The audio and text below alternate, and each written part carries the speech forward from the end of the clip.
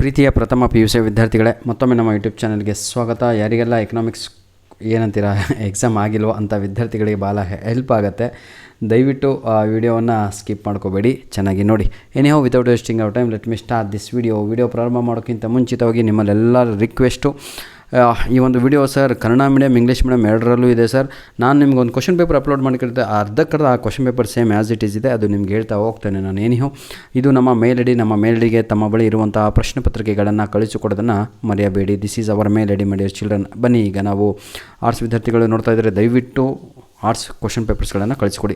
Scarcity is the root of dash ಅಂತ ಇದೆ. Question number 1ಕ್ಕೆ ಸರಿಯಾದ ಉತ್ತರ ಬಂದು ಆಲ್ ಎಕನಾಮಿಕ್ ಪ್ರಾಬ್ಲಮ್ಸ್ ಅನ್ನುವಂಥದ್ದು ರೈಟ್ ಆನ್ಸರ್. ಕೊರತೆಯು ಇದರ ಮೂಲ ಕಾರಣವಾಗಿದೆ ಎಲ್ಲ ಆರ್ಥಿಕ ಸಮಸ್ಯೆಗಳಿಗೆ ಅನ್ನುವಂಥದ್ದೇ ಸರಿಯಾದ ಉತ್ತರ. Question number 2, the planning commission of India was setup in the year dash ಅಂತ ಇದೆ. ಅದಕ್ಕೆ ಸರಿಯಾದ ಉತ್ತರ ಬಂದು ಆಪ್ಷನ್ ಸಿ 1950. ಭಾರತ ಯೋಜನಾ ಆಯೋಗವು ಸ್ಥಾಪನೆಯಾದ ವರ್ಷ 1950. ದಯವಿಟ್ಟು ವಿದ್ಯಾರ್ಥಿಗಳೇ, ಯಾವುದಾದ್ರೂ ಉತ್ತರಗಳು ತಪ್ಪುಕೊಂಡು ಬಂದಲ್ಲಿ ತಾವುಗಳು ಕಮೆಂಟ್ ಮುಖಾಂತರ ಅದನ್ನು ಸರಿಪಡಿಸಿ ಕಮೆಂಟ್ ಮಾಡಿ, ಸರಿಯಾದ ಉತ್ತರವನ್ನು ಕಮೆಂಟ್ ಮಾಡಿ. The method of data collection which cannot be used by illiterates is dash ಅಂತ ಇದೆ. Question number 3, right answer is mailing questionnaires ಅನ್ನುವಂಥದ್ದು ಸರಿಯಾದ ಉತ್ತರ ಆಗಿರುತ್ತದೆ.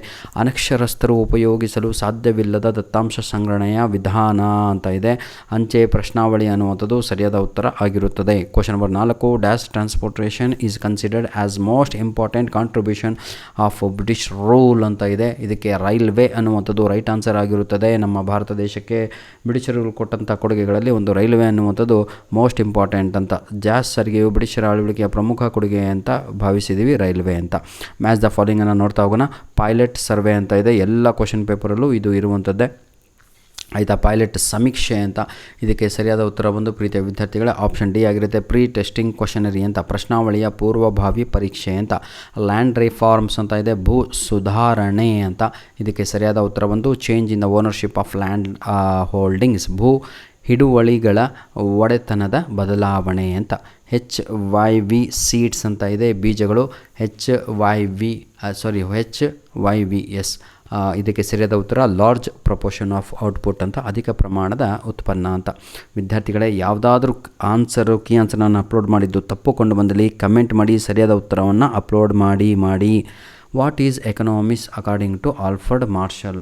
ಅಕಾರ್ಡಿಂಗ್ ಟು ಆಲ್ಫರ್ಡ್ ಮಾರ್ಷಲ್ ಅವರ ಪ್ರಕಾರ ಎಕನಾಮಿಕ್ಸ್ ಅಂದರೆ ಏನು ಅಂತ ಕೇಳಿದ್ದಾರೆ.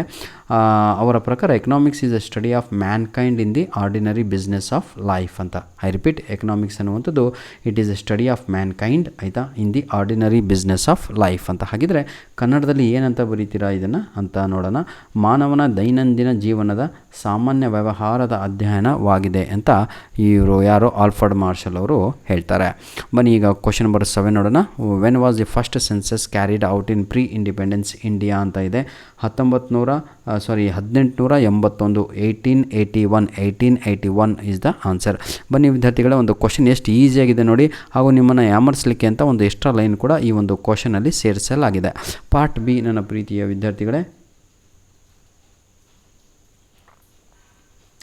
ಪಾರ್ಟ್ ಬಿನಲ್ಲಿ ನಾನಿದ್ದೇನೆ. In a village 200 farmers a study was conducted to find out the cropping pattern ಅಂತ ಇದೆ. 200 ಏನಂತೀರ ತಗೊಳ್ಳು, a village of 200 farms a study was conducted ಏನಂತೀರಾ, ಒಂದು ಹಳ್ಳಿಯ 200 ರೈತರಿದ್ದು, ಒಂದು ಹಳ್ಳಿನಲ್ಲಿ 200 ಜನ ರೈತರಿರ್ತಾರೆ, ಅಲ್ಲಿ ಒಂದು ಸರ್ವೆ ಆಗುತ್ತೆ, ಆಯಿತಾ, ಒಂದು ಏನಂತೀರ ವಿಧಾನ ಕಂಡುಹಿಡಿಯುವ ಬಗ್ಗೆ ಅಧ್ಯಯನ ಮಾಡಲಾಗುತ್ತೆ. ಹಾಗಿದ್ರೆ ಅವಾಗ ಏನು ಮಾಡ್ತಾರೆ ಅಂತ ನೋಡಿ, ಅವರಲ್ಲಿ ಒಂದು ಹಳ್ಳಿಯ 200 ರೈತರಿದ್ದು, ಅರ್ಥ ಆಯಿತಾ, ಒಂದು ಹಳ್ಳಿನಲ್ಲಿ ಎಷ್ಟು ಜನ 200 ಇದ್ದರು, 50 ರೈತರನ್ನು ಸಮೀಕ್ಷೆ ಮಾಡಲಾಗತ್ತೆ. 50% ಮಾತ್ರ ಗೋಧಿ ಬೆಳೆಯಲಾಗಿತ್ತು. ಜನಸಂಖ್ಯೆ ಮತ್ತು ಮಾದರಿಗಳ ಗಾತ್ರವೇನು ಅಂತ ಇಲ್ಲಿ ಕೇಳಿದ್ದಾರೆ. ಕ್ವಶನ್ ನಂಬರ್ 8ಕ್ಕೆ ಇದಕ್ಕೆ ಸರಿಯಾದ ಉತ್ತರ ಬಂದು ಏನೂ ಇಲ್ಲ ಕಣ್ರಿ, ಸುಮ್ಮನೆ ನಿಮ್ಮನ್ನು ಯಾಮರಿಸಬೇಕು ಅಂತ ಕೇಳಿದ್ದಾರೆ, ಆಯಿತಾ. ಇಲ್ಲಿನ ಜನಸಂಖ್ಯೆ ಎಷ್ಟು ಅಂದರೆ ಎಷ್ಟು ಇದಾಗಿರ್ಬೋದಲ್ವ, ಅವರು ಇಮ್ಯಾಜಿನ್ ಯುವರ್ ಸೆಲ್ಫ್, ಆಯಿತಾ.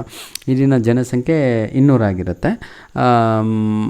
ಏನೋ ಮಾದರಿಗಳ ಗಾತ್ರವೇನೋ ಅಂತ ಇದೆ, ಅವರೇ ಕೊಟ್ಟಿದ್ದಾರೆ 50 ಫಾರ್ಮರ್ಸ್ ಅಂತ, ಮುಗೀತು, 50 ಜನ represent. What is the formula to find out the class and mid point ಅಂತ ಇದೆ. Class mid point is equal to lower class limit plus upper class limit divided by 2 ಅಂತ. ಏನು, lower class limit plus upper class limit divided by 2 ಅನ್ನುವಂಥದ್ದು answer ಆಗಿರುತ್ತದೆ. ಆಯಿತಾ ಮಕ್ಕಳ, ಬನ್ನಿ ಯಾವುದಿದು list out any two of the following questions in 4 sentences each ಅಂತ ಇದೆ. ಪ್ರತಿಯೊಂದು ಪ್ರಶ್ನೆಗೆ 2 ಅಂಕಗಳು. List out the important exports of India before independence ಅಂತ ಇದೆ. What are the goals of 5 years plan ಅಂತ ಇದೆ.